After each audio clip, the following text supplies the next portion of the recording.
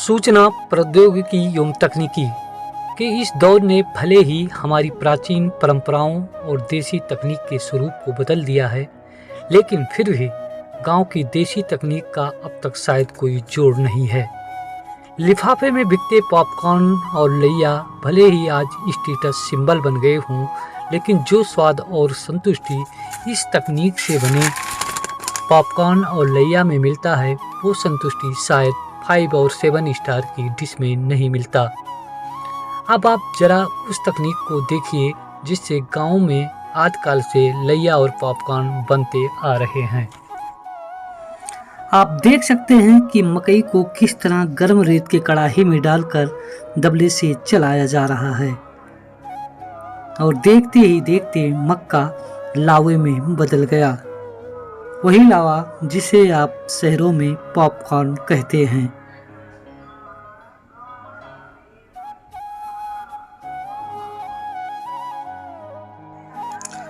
दोस्तों, जहाँ पर ये लैया बनाया जाता है उसे भाड़ कहते हैं।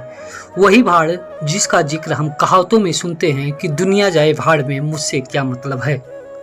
तो ये वही भाड़ है जो हम कहावतों में सुनते हैं।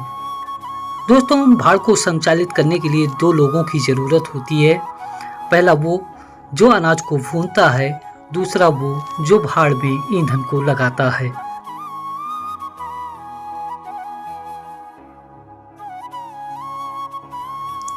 दोस्तों, भाड़ महज लैया या लावा बनाने का एक साधन ही नहीं होते, बल्कि ये सामाजिक समरसता और भाईचारा को बढ़ाने में भी अहम भूमिका निभाते हैं। अब आपके मन में सवाल होगा कि आखिर कैसे? दरअसल जो भाड़ होता है वहाँ पर गांव के करीब सभी लोग लैया बनवाने जरूर आते हैं और भाड़ मालिक विनम्रता पूर्वक चंद मुट्ठी अनाज या कुछ पैसे लेकर उन्हें लैया बनाकर दे देता है।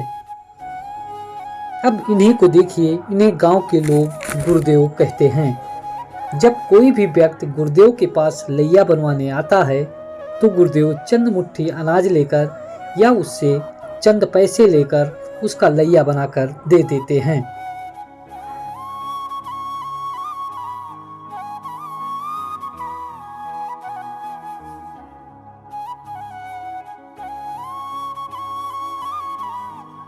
कहीं न कहीं से एक जो सामाजिक समरसता होती है, भाईचारा होता है, वो इस भाड़ के माध्यम से भी दिखाई पड़ता है।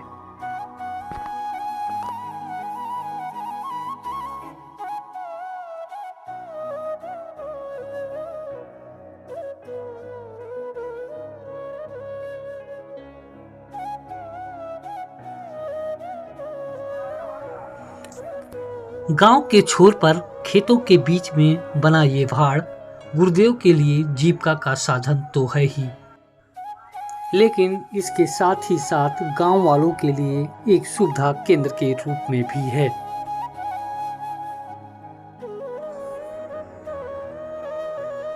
लेकिन दोस्तों, बदलते दौर के साथ इन भाड़ों की संख्या भी कम होती जा रही है। अब एक गांव से करीब 2-2, 4-4 किलोमीटर की दूरी पर भी भाड़ देखने को नहीं मिलते, जिसकी वजह है दौर बदल रहा है, समाज बदला है, सोच बदली है, इसलिए भाड़ों की संख्या भी गिनी चुनी रह गई है।